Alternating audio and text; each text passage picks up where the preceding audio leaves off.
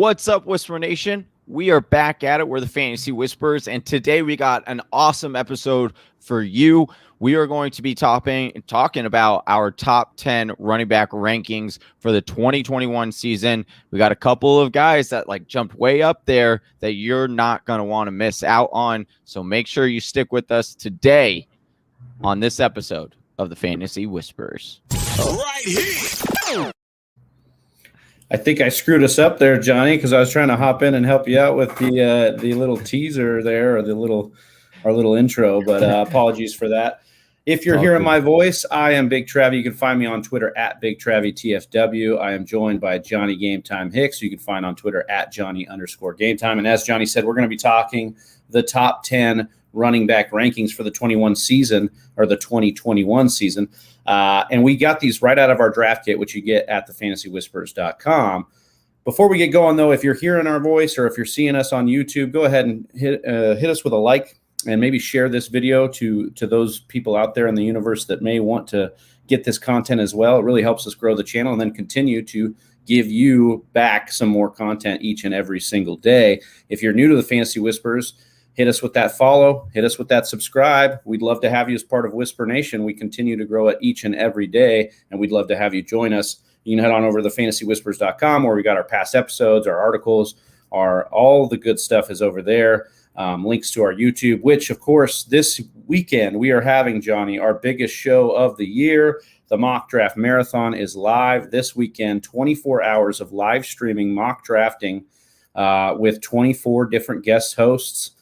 24 different mock drafts, one for every hour, charity giveaways, prizes. It's just going to be a heck of a show, and we are excited. We've got Liz Loza kicking it off for us on Yahoo Fantasy. We've got Adam Rank booked. We've got ex-NFL head coach Hugh Jackson is going to be joining us with Jay, the Fantasy Football Plug. We can't wait to have him on. Just so many ways to give back to this community and really grow the community. And Whisper Nation, I know you're like, wait, how do I get on and mock with Adam Rank? How do I get on and mock with Hugh Jackson or Liz Loza? It's simple. If you subscribe at the Patreon $5 level, you'll go ahead and be entered into our Discord channel, the Whisper Nation Discord channel. That's the actual Discord channel that's through Patreon. And that's where we're going to drop the links first. And quite a bit of time ahead of time, right, Johnny? We're going to be dropping those links in there and getting people a sneak peek at how they can get in these sleeper and Yahoo mock drafts. Yep, they're going to want to make sure you're at least in that Discord channel group, because we expect these spots to fill up fast.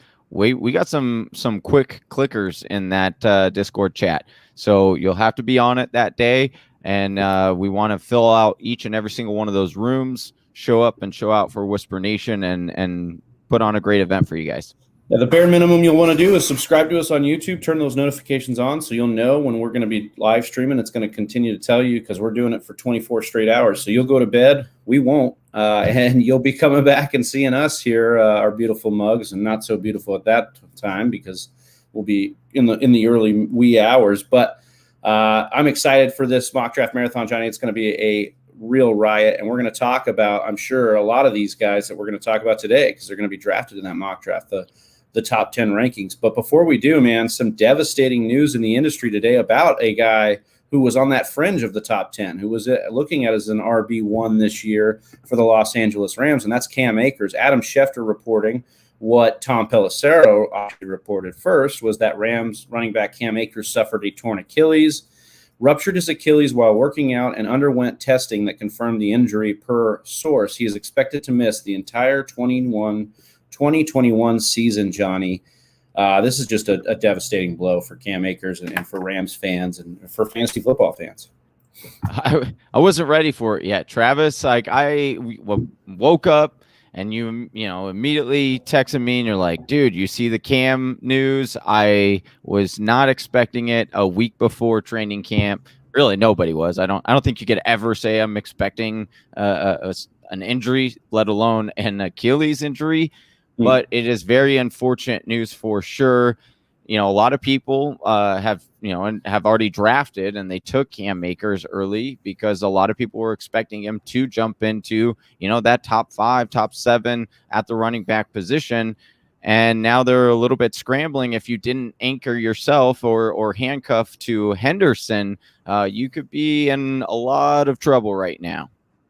Yeah, speaking of Henderson, I wanted to bring up that in 5 games, Henderson was the starter with Akers sideline. He averaged just under 15 touches, 77 yards, and scored 2 touchdowns in that time.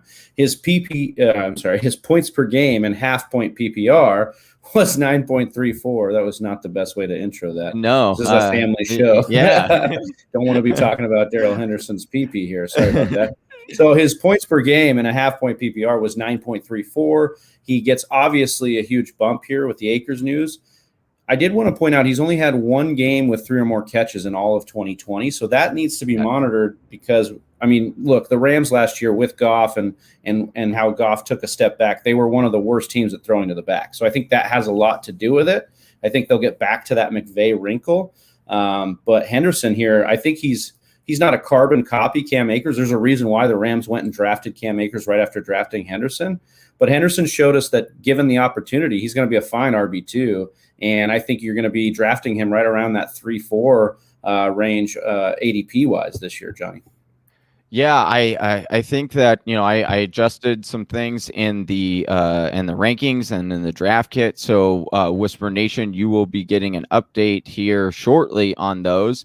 But I'll tell you, I moved up Henderson significantly. I gave him the role that Cam Akers would have had. There are also reports, Shefty, that he reported that as of right now, the Rams are confident, quote unquote confident, in their running back backfield. They also grabbed Xavier Jones. Last year they drafted him, and they are confident in him. And then they also grabbed another. Well, his last name is Guy.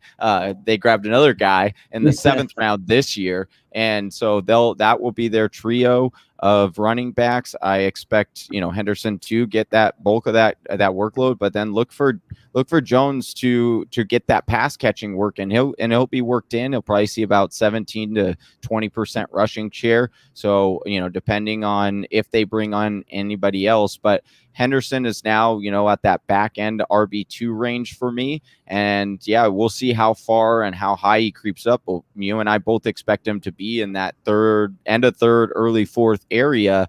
And so I think ultimately he's a fine RB2. Am I really, really excited? Do I think he has the ceiling that Cam Akers has? I don't. But do I think he'll be a decent running back? I do. One thing I do want to note, Travis, is I actually think that a lot of people really aren't significantly talking about. I think this increases Stafford a lot, because I don't know if they necessarily, I was already worried that they were not going to be as run heavy as what we saw last year. I mean, Cam Akers got like 25 carries on several games down the stretch with Jared Goff. I just, I don't see that quite happening with a guy like Stafford. I think they'll throw a little bit more. And so I do think I will be bumping Stafford up a little bit in my rankings as a result of this as well. Yeah, it's going to be an interesting dynamic. You bring up Stafford there, because I just don't know that we've ever seen McVay or Stafford with this kind of person on the other side. So this is going to be an interesting dynamic to see. Will they be an efficient offense that relies on a run game ran through Darrell Henderson, or will they kind of air it out and Darrell Henderson could benefit from being the guy that's in the goal line, or the guy that could, catch a pass and take it to the house? He definitely has the juice. He's got some upside there, but as Johnny said, I think more top 15 upside than top 10 upside, just based on what we've got going on and where he was at on the depth chart. But some interesting stuff to take note of for sure, and we feel for Cam Akers. Hope he comes back better than ever next year. All right, before we get into the top 10 fantasy football running backs in PPR for 2021 per the Fantasy Whispers, we're going to talk about our Fantasy Whispers draft kit. That's where we got this information, so you guys can see what our line of thinking is, our logic, the target share, all that stuff inside the Fantasy Whispers draft kit, which is officially here, and it's better than ever this year. It's fully loaded with premium player projections, the rankings aforementioned, consistency charts with over 3 years worth of data, cheat sheets, strength of schedule charts, and so much more. TFW draft kit is available for an industry low $15. So head on over to thefantasywhispers.com and get your kit today. Johnny, we got to start with Number one. And so this has been a point of, back and forth in the industry for the last couple of weeks, but we have settled based on punching in the numbers and looking what we like out of the season on Dalvin Cook as the number one running back for 2021 in PPR. Right now, he's going off the board. Just to give you guys some perspective, Whisper Nation, we're going to be comparing their ADP with the industry ADP versus where we have them ranked. So right now we have them ranked number one. That's not too crazy. ADP right now 102, RB2 off the board. Johnny, just a real summary of Dalvin Cook and how good he was at football last year. 8 20-plus point games and half-point PPR, 4 games with 2 or more touchdowns, was the RB2 in PPR, RB3 in standard, 100 or more all-purpose yards in 9 games. And after 15 total games in 2 seasons before, he now has back-to-back years with 14 games. He's in an offense, Johnny, that runs the ball very heavily, narrow target tree. They know they want to work this around Dalvin Cook. I just don't see anything where Dalvin Cook isn't a dominant player in fantasy football. I have to interject. Every time you go to this full screen, if you're watching on the YouTube, you just see that I cannot make my bed. And they get a glimpse. They get a glimpse of the real life. Look, I don't even have time to make the bed, Whisper Nation, because I'm out here grinding, getting the stats for you, making sure everything's ready. Man, that was embarrassing. But anyways, nothing embarrassing about Dalvin Cook's game here, right? No, not at all. In fact, I actually think he could be better than he was last year. You look at that offensive line, they addressed it in the offseason, Travis.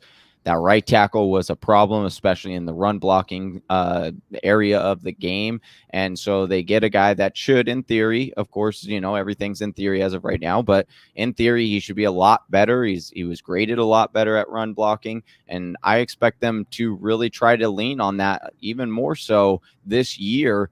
Especially with the there are a lot of rumors going around that Mond could end up being the quarterback there at some point in this season, which I don't necessarily think it's going to happen this year. I don't either. But if it did though, you're looking at even more workload for a guy like Dalvin Cook, and we've seen him. They like to use him as a workhorse. Give him 20 plus touches a game. So sign me up for that. I absolutely love it.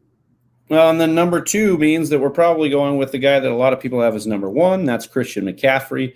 And we are, in fact, ranking him as number 2 this year so far. Updates come to our rankings, but this is July.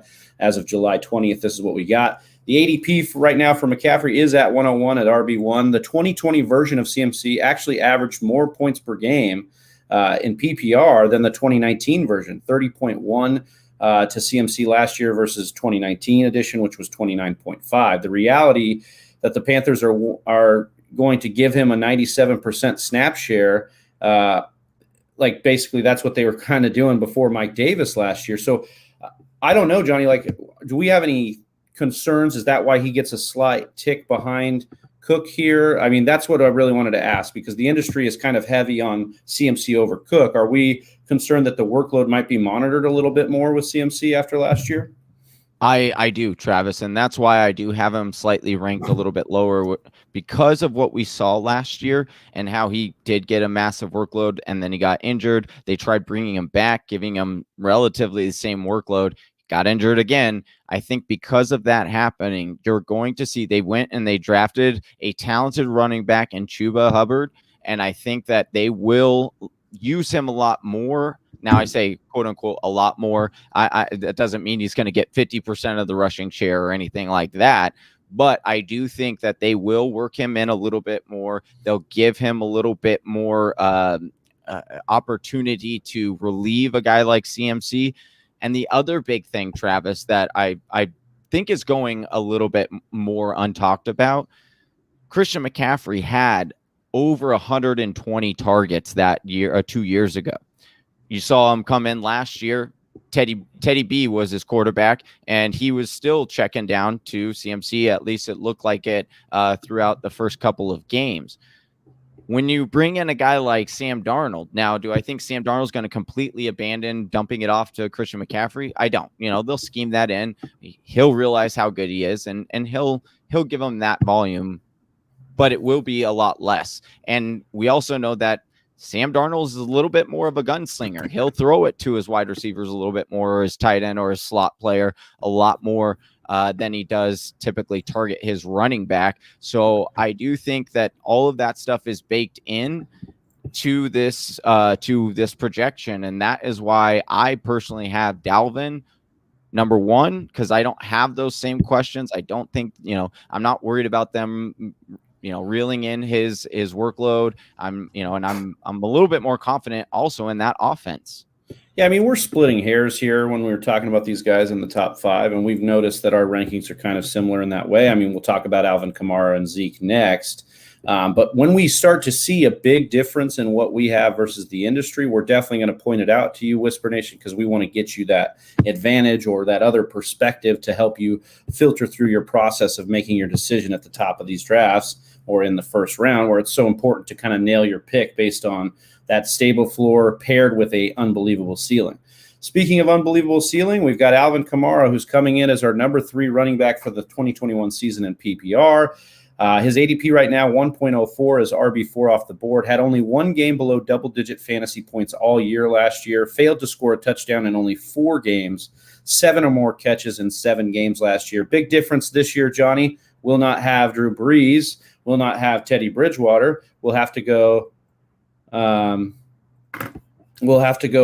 look at, whether or not it's Jameis Winston. We believe it's Jameis Winston as TFW, that we've kind of put our flag in that. I think we're in a unison on that. We believe it'll be Jameis Winston, not Taysom Hill. Johnny, how are you feeling? You've ranked Kamara. You think regardless of what happens at running back or at quarterback here, we're set with Kamara inside the top 4 or 5, and you've got him here firmly at number 3. He's definitely a guy that has built his entire game off of efficiency. I continue to love that aspect of him, of his. And so when I'm starting to dive into this a little bit, I have to give it to Travis, because he did. He showed me the ranking, and I was like, wait a second, I have Alvin Kamara at number 2 over CMC. And so I went and worked that. I looked at that market share again. I've looked at history with Jameis, and Jameis doesn't tend to, he's also like a Sam Darnold in that he likes to chuck it down the field and he likes to get his wide receivers involved. He's never had a running back get over 12% of the target market share. Now, do I think that means Alvin Kamara goes all the way down to 12%? I don't. I marked him down from, about 21%. I brought him down to about 17 or 16%, Travis. So that's what ended up moving that ranking. So I appreciate Travis for the lookout. And we do this, this is what part of projections is, like looking at it. It's a process. It's a tinkering. We're not, most drafts are not drafting right now. We just did Scott Fishbowl. That's a long draft that they do for the industry. But that's with a lot of people plugged into where ADP is and kind of understanding what's going on. But as mini camps open up and training camp and all this stuff that's going on, that's when we're going to figure out a situation with what we want to do as far as ranking these guys. But we are starting off, this is our base ranking for the season, to kind of give you a snapshot of what we think. And I think it's important to talk about Kamara there, but also Ezekiel Elliott, who we have firmly in the top 5. So we have him at number 4. The industry's got him as RB7 off the board, coming on at 108. Has never finished outside the top 12 in fantasy football since entering the NFL, Johnny. Has had 70 or more targets and 50 or more catches in 3 straight seasons.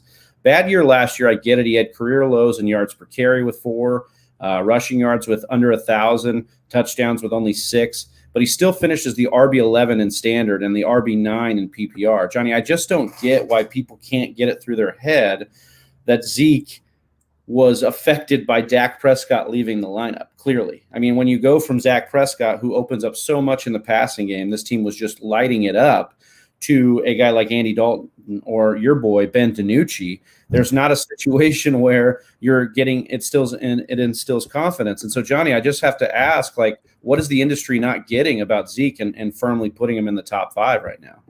Ben DiNucci. That's it. That's solely it. No, I would. It's a combination, right? Recency bias. We saw what he did at the end of last season, but we have to remember he was dealing with a calf injury, and calf injuries are very serious, especially when you're talking from the running back perspective. You explode off of your calf.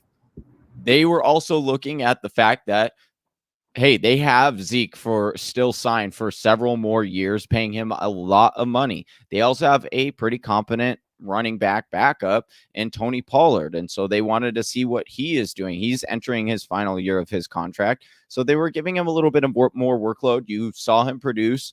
And so that also built on the hype of, hey, is this the cliff that Ezekiel Elliott is going to fall off of? However, when you look at his week to week, Travis, again, and year to year as well, frankly, he is one of the most consistent running backs we have in the game. Not only that, but Travis, have you seen that photo of him? It's basically like he went back down to Cabo and he spent all summer there just training, because that guy is absolutely shredded. And I'm not gonna doubt him. Again, you said they're gonna get Zeke or Dak back. I expect them to run, and use Zeke a little bit more, knowing that Dak is kind of coming back from an injury, especially early on in the season. As Dak gets warmed up to, feeling comfortable again on that ankle, I could definitely see Zeke being way more involved. And like you said, is Tony Pollard there? Yes, absolutely. If you are a Zeke, if you are someone who drafts Zeke, we highly encourage you to handcuff him, especially if you use the running back anchor strategy, where you're taking Zeke in the first, and then you're gonna get a bunch of other positional positions in the next couple of rounds. Make sure you get a guy like Tony Pollard, because when he comes in, he is effective, right? But I don't have any worries. I'm not concerned. I actually do think that Zeke is a tremendous value even still right now. And it's kind of funny too, Travis, like the whole, like, his ADP has been climbing significantly. I mean, when we first started doing the show, looking at running backs and mock drafts and stuff, man, he was slipping to like the second round at some point, like in drafts. And it was just like, what are we doing? But now we're starting to come around again. We're starting to see, and the pictures help, of course. The argument has been too that he kind of took the rest of the last year off. Like, he mentally wasn't there, and Tony Pollard looked better. And I agree. Well, who wasn't? We all did. Tony Pollard, yeah, exactly. Tony Pollard did look better than Zeke, but Zeke is a guy that we know to have a bit of an ego, a bit of a mental block, and he's going to have times where he's going to take plays off if he feels he needs to, because he's $100 million running back and he wants to be able to do that. And when his boy Dak isn't in the lineup and he's basically like, we're done for the season, we have no shot at winning a Super Bowl, why would I put my body extra on the line? Now, I'm not saying I agree with that. I'm just trying to get into his head a little bit, and why I think that it's being a little overstated what he looked like on film last year, when we know this guy is an elite athlete, been durable, and like we said, has never finished outside the top 12 in fantasy football since entering the season. That is something you want to bank on when you talk about floor in the first round. And what's not being talked about enough is, I'll say it again, 70 or more targets and 50 or more catches in 3 straight seasons. Johnny, this is a guy that could easily catch 50 to 60 balls in fantasy, and in PPR especially. That's a top 5 status as far as what that can mean for your guys. I think Zeke needs to be treated like he's been treated before, in the top 5, the top 3. We've got him in the 4 spot to hedge our bet, but just wanted to speak a little bit extra on that because the industry is not quite there yet. I mean, if Zeke, we don't have him ranked this way, but I mean, if Zeke finished number 1 overall at the running back position, no one's going to sit here and be like, oh my gosh, what a surprise. Right. Like, oh yeah, like it's a very real possibility that Zeke is. I believe he was top 5 before Dak went down. I believe that was what was going on. So remember, he just didn't score. He scored 1 single rushing touchdown after Dak left the lineup. A lot of that has to do with Dak. Some of it has to do with him taking off, like we said, mentally. But all things are pointed to Dak returning stronger than ever, and we're going to get Zeke in Cabo shape on opening night, which is just 50 days away. So stoked for that. All right. Number 5 to round out our top 5 is Austin Eckler, who's currently coming off the board way lower at ADP 1.10. Obviously, this ADP is a little bit of a mixed bag because it considers all formats. We're just talking PPR here, of course. He's the RB8 in the industry, our RB5 in PPR. 19.3 fantasy points per game, Johnny, in 2019. That was number 2. Among running backs, 16.5 fantasy points per game in 2020. That was number 9 among running backs. He averages 6.5 targets per game since becoming the starting running back for the Chargers. only had 3 touchdowns. So we understand that he only had 1 goal line carry last year. That's been the big knock coming in. But he averages 93.3 total yards per game, and he did that over 2020. Johnny, this is a guy that is being vastly underrated because he was an undrafted prospect. He's a smaller guy.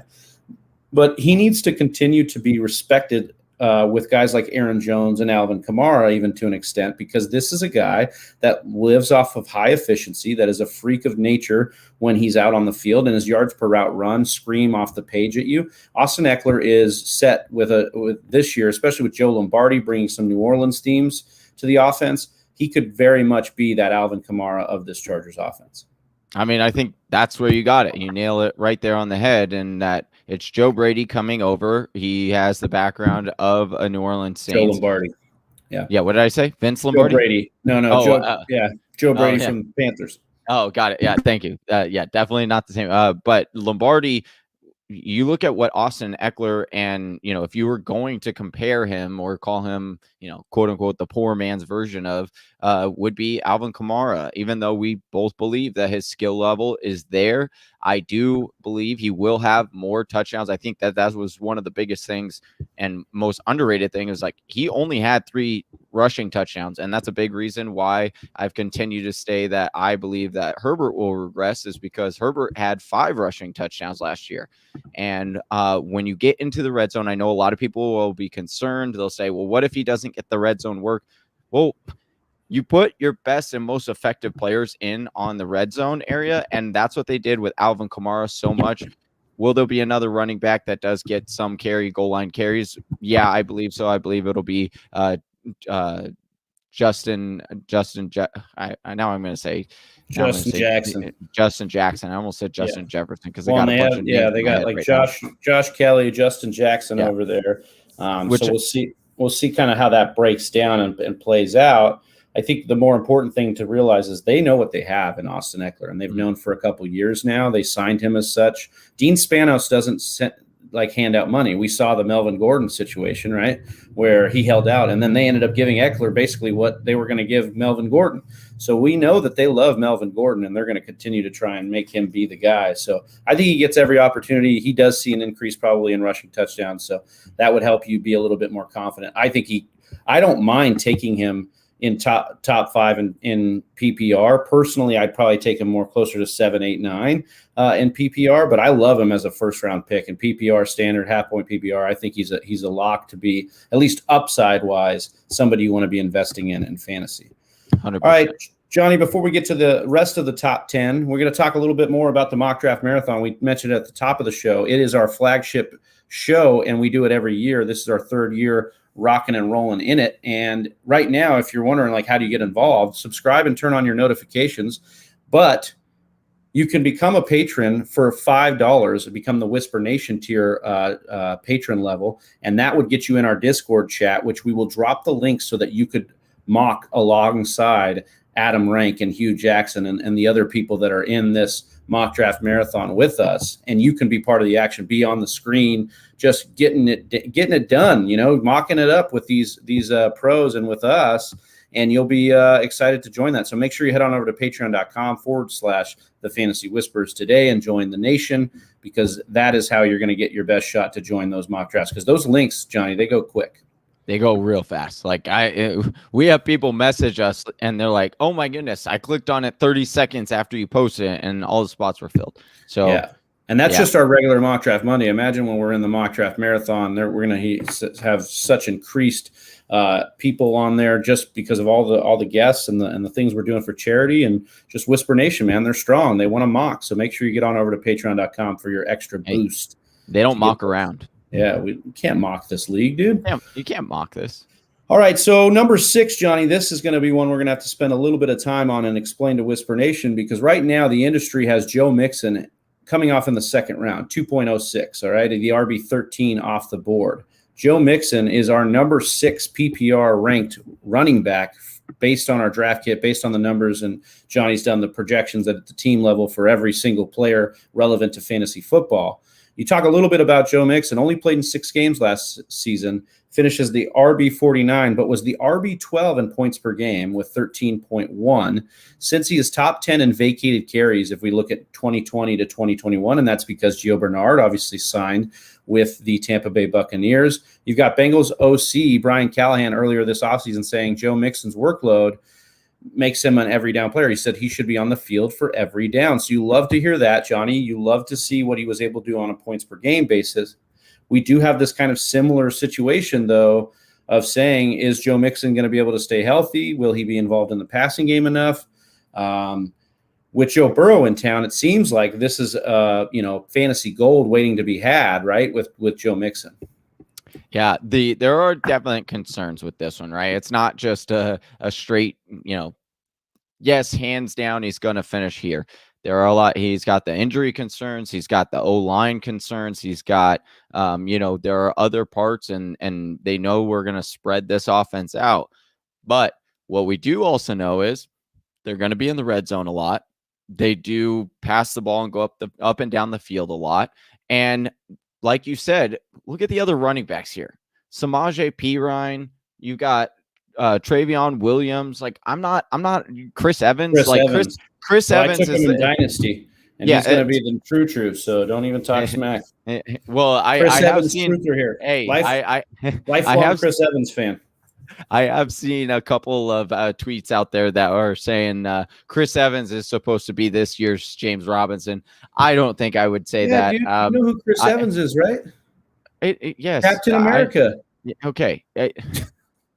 Unbelievable. You've not changed, the same guy, obviously. No, definitely not. He doesn't have a shield that will just bounce defenders. But if he does, then sure, I could see why people would say. He's got the Incredible Hulk on the same team in Joe Mixon. Now, can the Hulk stay healthy, Johnny? Can we get Mixon to his potential?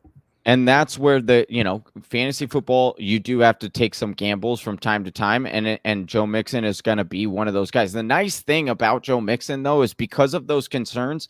And yes, we have him ranked as the RB6, but that doesn't mean you take him in the first round and say, this is my RB1. And so I'm going to grab him and bank on that. It's nice because you can get a little bit more flexibility if you're in that back half of that second, of the first round, and you grab, maybe a Devontae Adams or a Tyreek Hill or Travis Kelce, and then you're like, oh, on the wraparound, I could get a guy like Joe Mixon who is projected to be a top 6, and then the gamble could be well worth it for you. I do plan on having Joe Mixon on my rosters this year. I am excited for him.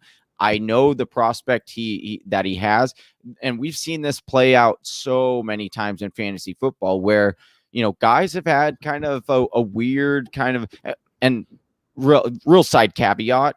We also need to remember with Joe Mixon, like he didn't come into, remember last year he was disputing with the contract stuff. He had the quote unquote migraines going on. So he was missing time in training camp. And his migraines went away. Then his migraines went away. But still, the missed time in training camp is very significant. We saw a lot of players when they don't get a full training camp, they tend to be a little bit more injury prone. And so that's where I think that Joe Mixon will actually he'll have a full training camp. And then he'll be able to come and hit the ground running, really, essentially. And I do like his prospects. And like I said, people are a little bit down because of the recency bias on him, but has a really nice draft price, I believe, for his upside in the second round. I really like it.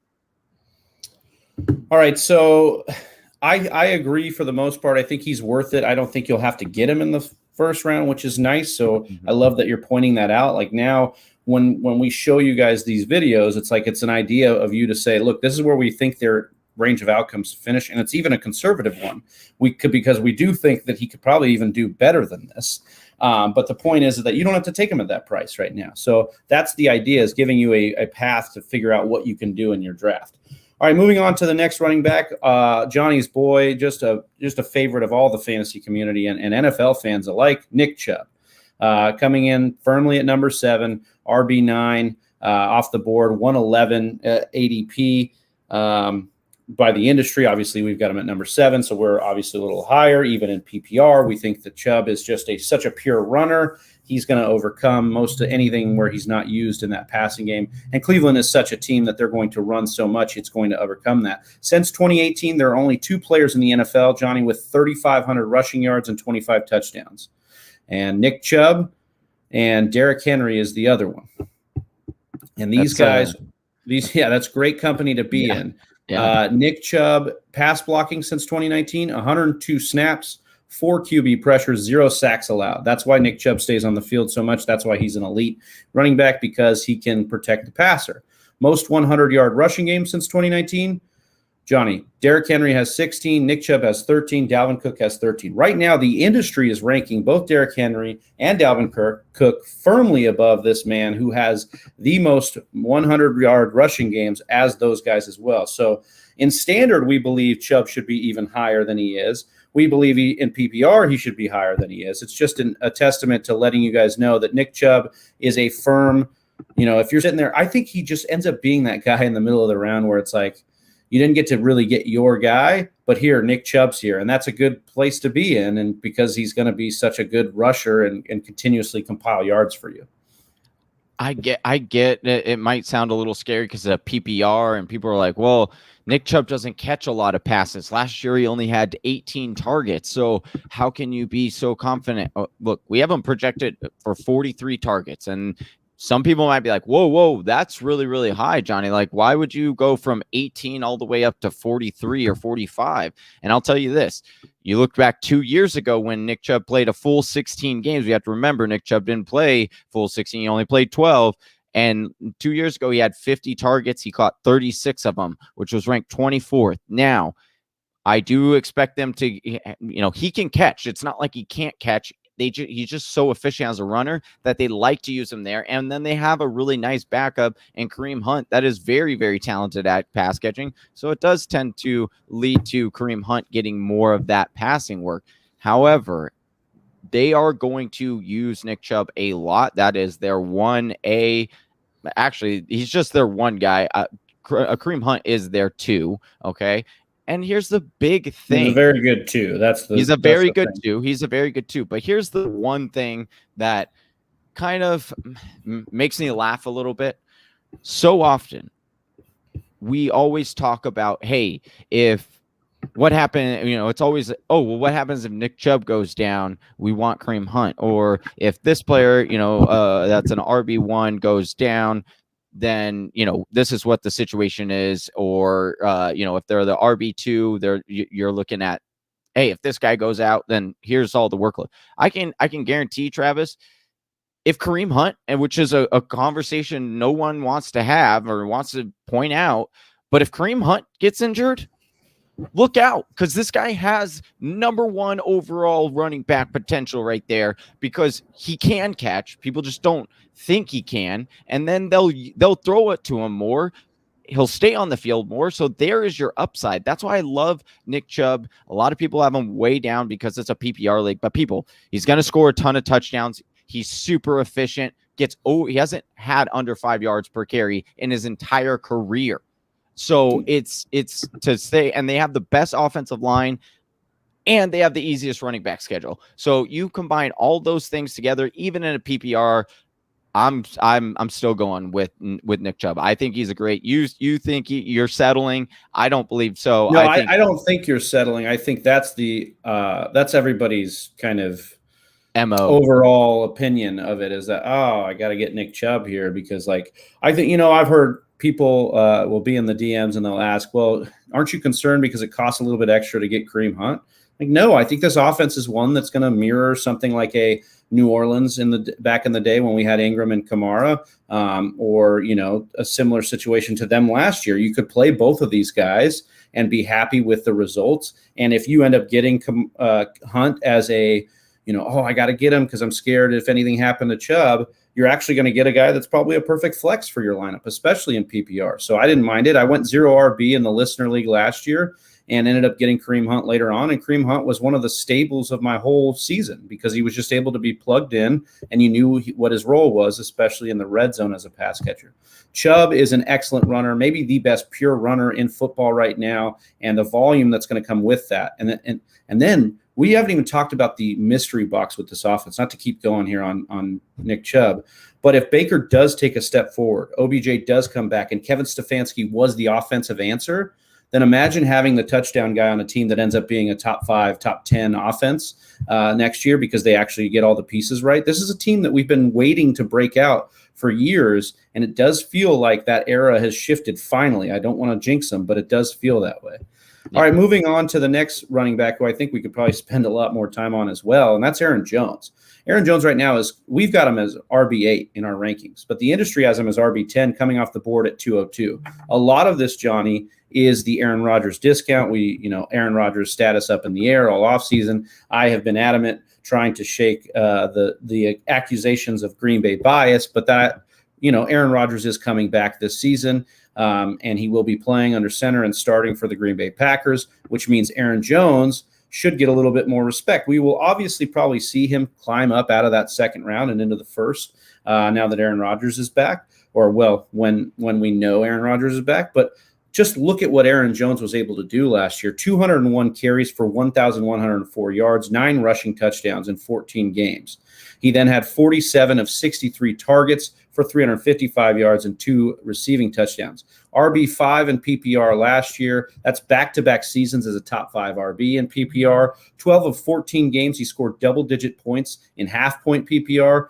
No game under 10 carries, Johnny. 46% of the team's rushing market share last year. And then they re-signed him for 4 years, $48 million after everybody, even Aaron Rodgers, thought they weren't going to sign him. He comes back to Green Bay on a team-friendly deal. And now 119 carries, or 29% of the team's rushing market share, leaves with Jamal Williams. Johnny, that means that there's even room to grow for Aaron Jones here. There's more meat on the bone for him to go after here. There's a lot to like about Aaron Jones here, and I think the discount you're getting is really, really nice. I think, once again, you break down that percentage, Travis, and I think you nail it. I think they brought Aaron Jones back for a reason. I don't think they're going to diminish his role for bringing him back. I think he knows what he's going to get. He's going to get about 50% rushing share, and he's the lead receiver out of this backfield. And you also look at, they didn't really bring in any of the other wide receiver weapons that really would scare you or make you think that, hey, they're going to take a big role away from Aaron Jones in the receiving game. So I expect, yes, Williams left, but I expect A.J. Dillon to then get that kind of role there. And I expect them to continue to feed Aaron Jones the way they have been feeding Aaron Jones the last couple of years. And I do think that, he will start to rise a little bit in ADP, but I still think he's a super value because he's on an offense that's going to score a lot. They give the ball, they have the red zone a lot. They like giving him the ball in the red zone. It will be interesting, Travis, to see how much they, because Aaron Jones is such a because A.J. Dillon is such a bigger back, if they do start to lean towards him a little bit more in the goal line. But the thing is Aaron Jones is so efficient that they want this guy on the field, and he scores from outside the red zone very often. So that's the other side of He's an elite pass catcher for a team that only has Devontae Adams as pass catchers that they can hang their hat on. We know that Aaron Rodgers loves Aaron Jones. He said so much in the NFC conference post-game interview. We know that Aaron Jones loves Aaron Rodgers. We know he loves Green Bay. We know he's kind of raised in a military family and like a yes sir, no sir kind of yes sir, no ma'am kind of guy. And that bleeds well with Green Bay's environment. They're going to, the team friendly deal that he took, they're going to take care of this guy. He's going to continue to be a focal point of this offense. And when people say, oh, Aaron Rodgers doesn't have weapons, I kind of laugh a little bit. I know he doesn't have the weapons that everybody wants him to have, that Brady has, but he's got, Devontae Adams, of course, and then Aaron Jones right now, who has become just an elite talent at the position. So we love having Aaron Jones here, and he's going to continue to climb up probably our rankings and the industries as well, the more we hear about Aaron Rodgers. Derrick Henry, The industry has him as the third running back off the board at 103. We've got him at RB9. Obviously, we talked about that's a PPR ranking, Johnny. We don't have much to dive into with Derrick Henry. His volume is going to make him a top 10, top 5 back in PPR regardless, just because he gets that much volume. But these other guys just have a lot of ceiling to them, where he does, his ceiling's a little capped without that receiving work. Yeah, and a lot of people made a lot of noise about Derrick Henry, seeing that the videos of him working on his pass catching. They got real excited. Listen, I understand every single, or Whisper Nation, please understand, I should say, that every running back is going to work on stuff in the offseason. Derrick Henry was never known for his hands, so of course he's going to work. Like, he doesn't really have to work on his running game because we already know how much of a beast he is. He's the number one running back as far as that goes. The reason I have him lower in this consensus is a couple of reasons. They bring in Julio Jones. I don't think they bring in a dominant wide receiver like that if they don't tend to want to throw the ball a little bit more. I think Ryan Tannehill has shown that he's a good enough quarterback that he can lead this pass offense and be a little bit more pass heavy. I also want to show that, like, not only are there other added pass options that were better than last year, but you also look at Ryan Tannehill. This guy, what we know in general is rushing quarterbacks. They tend to, instead of dumping the ball off, they tend to run and rush a little bit more, which is why we like Ryan Tannehill, because he has that like low-key upside Konami code that not a lot of people talk about or respect. But the reality is he had 5 rushing touchdowns last year, and those are 5 rushing touchdowns that you're taking away from Derrick Henry. I don't, unlike Herbert. We've seen this before from Tannehill. He does this often where he does rush 4 touchdowns. And so that's the concern I have with Derrick Henry, and that I can't give him that major boost as far as pass catching goes. And so that's why I have him here. But would I be surprised if they got him a little bit more involved and he finished higher than, where I have him as a RB9? I wouldn't. But, again, I just plug in the numbers and I go off of what they tell me. I don't, try to do any fallacies or make anything up here. And so that is, I'm confident in what that is. Oh, Travis' mic is off. Oh, there you go. Oh. Did it again. There we go. I think that's the right way to view Derrick Henry, and I continue to agree with you on that. All right, we got to round out the top 10 with a guy that's going to probably raise a little bit of eyebrows here, because you're either on one side of the fence or the other with Jonathan Taylor. He's become a lot more polarizing. He started off the offseason polarizing. Now with Marlon Mack being re-signed, he's become even more polarizing. The industry has Jonathan Taylor at the 107 spot in the first round, RB6. We've got him all the way down at RB10 in our rankings. I've talked about him as maybe a do not draft or a letdown candidate just because of his ADP being so high, versus where I think, his real true range of outcomes with both Marlon Mack and Nyheim Hines involved is. But he went nuclear over the last 5 games, Johnny. That's why he is in the first round. He averaged 21 touches, 144.6 all-purpose yards, and scored 8 touchdowns in those final 5 weeks. After returning from COVID, from the COVID list, no other running back scored more points than Jonathan Taylor from weeks 13 to 17. He averaged 26 PPR fantasy points over that span. So that alone right there, that segment of time, it harkens back to Derrick Henry. Derrick Henry, we were kind of waiting for him to break out, and then finally he had that late game season stretch against, I remember that Jacksonville game where he had 200 yards and he was throwing dudes off of him. And then the next year we were drafting him in the top 5. And I think that's what's happened with Jonathan Taylor. The big difference, Johnny, is Tennessee never really had another guy hanging around, or let alone 2 guys that filled specific roles for them. And that's what Marlon Mack and especially Nyheim Hines does for the Indianapolis Colts. They are guys that Frank Reich feels confident in using. Jim Irsay has been on record talking about Marlon Mack in the past, how he likes him a lot. They brought Marlon Mack back after an Achilles injury. I think he's more of the handcuff to Jonathan Taylor for sure. And I do think Jonathan Taylor has a lot of room to grow in pass catching. He did a great job last year doing that. But there's just too many question marks for a guy that a lot of people were taking inside the top 5. Then he fell to 6, 7. Now he's, in my mind, at the back of the first, beginning of the second is right where he should go. I agree, Travis. One thing I do think is a little funny as well when you're talking about people's perspectives on certain players. You know, you and I are both big advocates for David Montgomery, but what's the number one and number two really reason why everyone's fading David Montgomery and not believing in what his actual value is? Well, they would say, oh, well, the strength of schedule down the stretch was super easy. Well, that's funny because Indianapolis also had a pretty easy one, but no one's knocking Jonathan Taylor for his strength of schedule, but they're knocking Monty. The other one is that, oh, Monty now has Tariq Cohen coming back, and they signed going to necessarily get the full workload. Well, that's funny because you know, they brought back Marlon Mack, who they had actually as their number one, and were fully going towards him. And then they also have Nyheim Hines in that backfield as well that will also get touches because they love Nyheim Hines. They think he's super efficient.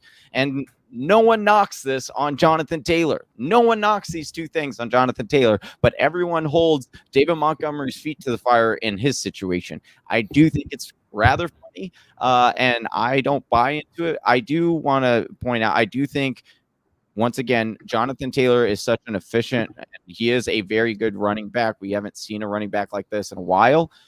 I do expect him to get the bulk of the carries, but like I said, you will have Nyheim Hines in there. He will get frustrating because Nyheim Hines will score and take some touchdowns away. They do have Marlon Mack, which they will give, 10 to 15% of the rushing share to. So that is going to be frustrating.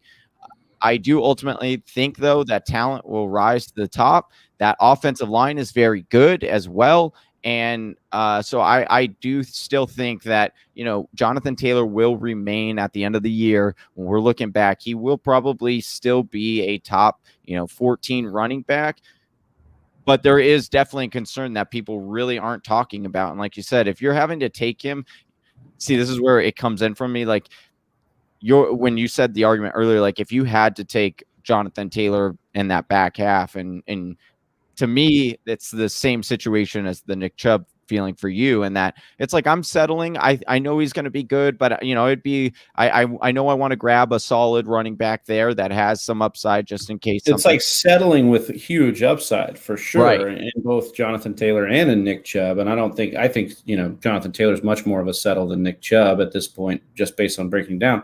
Johnny, it's not just the questions at running back, which we've just dissected. It's also the question at quarterback for Carson Wentz. Like if we think that Carson Wentz is going to be revived, that's cool, but we don't know that for sure. And there's a lot of questions there on whether or not we think he's going to be a detriment to a run game or detriment to this team otherwise. So that's another question mark. And so when you're just dissecting and splitting hairs in this first round, those questions matter a little bit more. They're more heavy. And I think there's a lot more questions surrounding Jonathan Taylor than we like to agree. Johnny, before we close out the show, the big question here is, Whisper Nation's probably like, wait a second. You have no Saquon Barkley in your top 10. Are these guys at the Fantasy Whispers crazy? What's going on, Johnny? Talk to the people. What's going on with Saquon Barkley? Hey, I've seen the photos of Saquon. He looks great.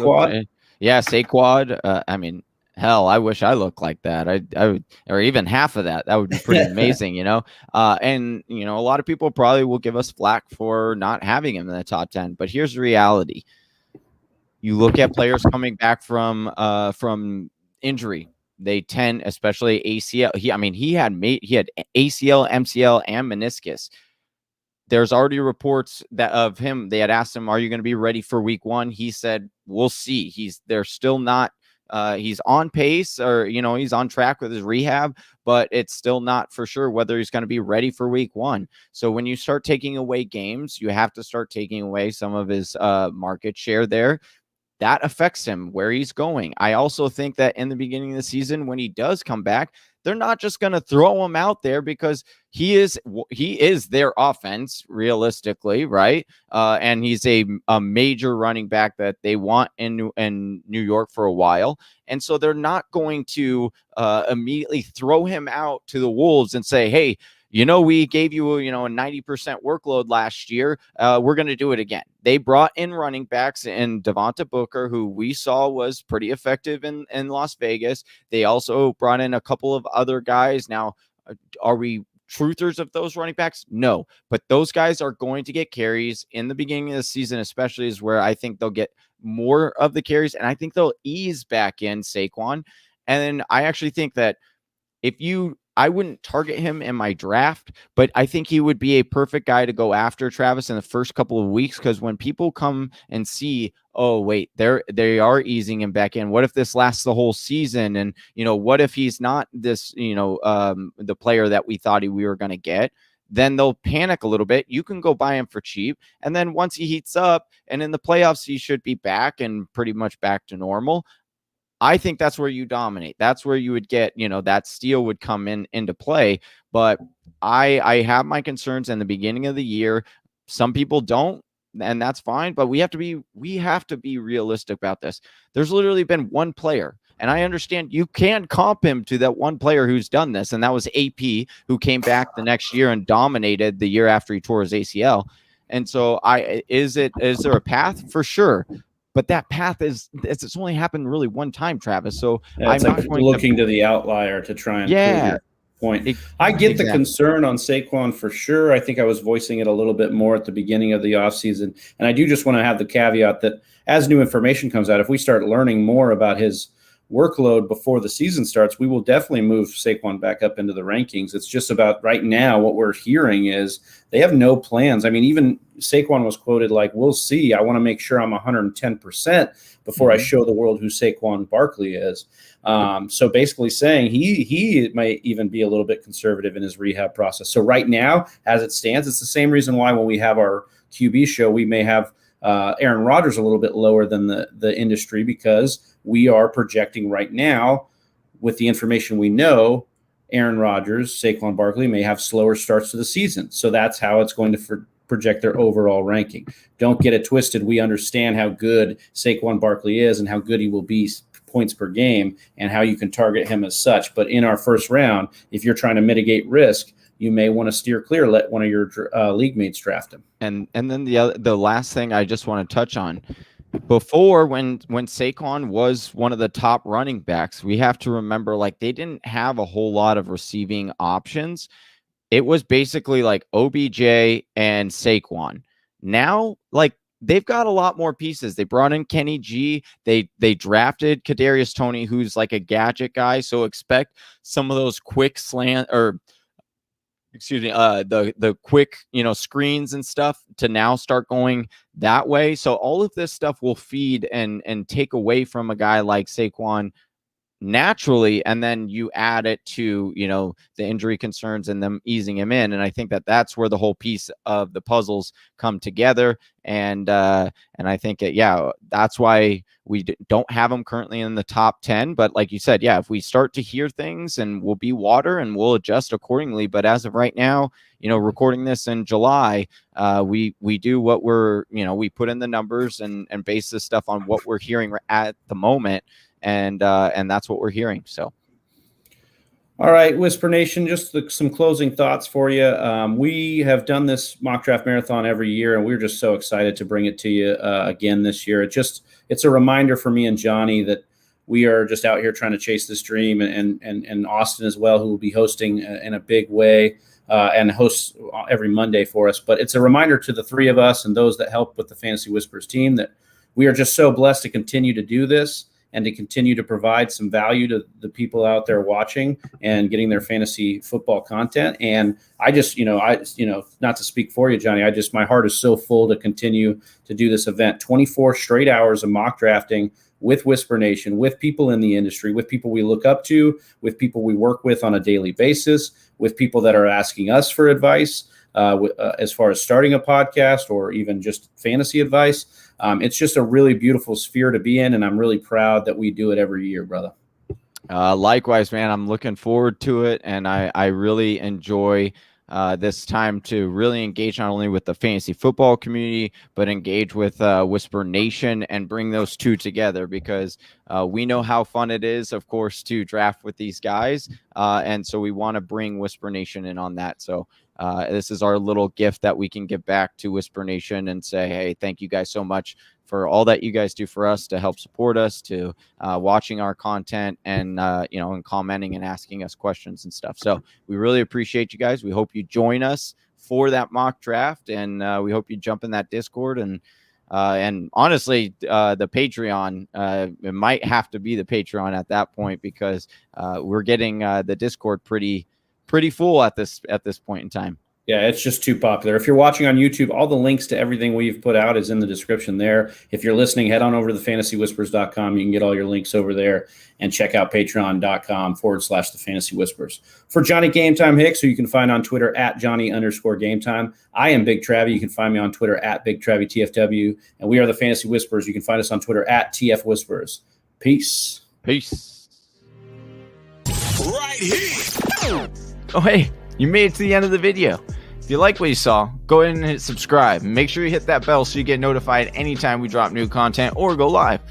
And if you're still not sold yet, check out one of these videos. How to hit them with that different outro. You're like the same shirt. You're like a cartoon character. You got the same shirt on. I was hoping to confuse them a little bit, because I did notice that. That's also why I wanted to click that one, because I was like, oh, they're gonna get confused. They're gonna be like, that's the same shirt, but Johnny's beard looks a little bit more scruffy, and he's got a different jersey on the wall. Do you have any? So you and Austin text me about the Trevor Lawrence picture. What was that all about? Yeah, so I don't ever. Okay, he messaged it out, and it was like, they're all I don't know. I think they were just spending time together, and that was the whole point. They were like trying to build chemistry or something. And so I think that was like the whole notion around it. However, fantasy Twitter and just Twitter in general just took a hold of that, and just memes were coming out. I saw some pretty funny, like, people were like, oh, what was the hilarious joke? And there was like, and then others were saying, it's like a staged laugh photo. Is that the whole idea? Yeah, maybe. Should we do one of those? Like, we should maybe get like a stage laugh of, All right, let's all take a picture. Let's pretend we're laughing. Yeah. Hey, those are like the most. It's like when you like you're taking like wedding photos and stuff, and they're like, oh, like pretend to walk, and you're like, this is really awkward as you like walk all slowly, unnaturally, but it's like what you have to do in order to get a picture. I don't know what. I don't even know who took that photo. That we should try to get them on the show and say, hey, what's the dealio with this? What was we trying to say that there's no beef or anything going on? Or I have no idea why anybody gets involved with anybody else's social media, but we love to have all those different narratives in fantasy. I think either way, it's good to go. Trevor's going to ball regardless of how he's looking like an Instagram model or not. Do you think Marvin Jones is at all of a value? I know that you're normally on a. I'll take Chark or Chenault before I'm taking Marvin Jones. Yeah. Oh man, dude, I love LaVisca this year. That's where I'm getting. I do like Chark. Obviously, he's on my dynasty roster, but man, LaVisca, and I'm kicking myself because I took Eno instead of LaVisca in the third round. Yeah, I know. And now I'm like, oh, do I even like keep Eno on my roster because I don't have the space? So Eno not going to work here no more. Not going to work here anymore. I had to make some moves this morning. I went and picked up Xavier Jones, man. I had to jump on that quick news there and get that late round dart throw. Yeah.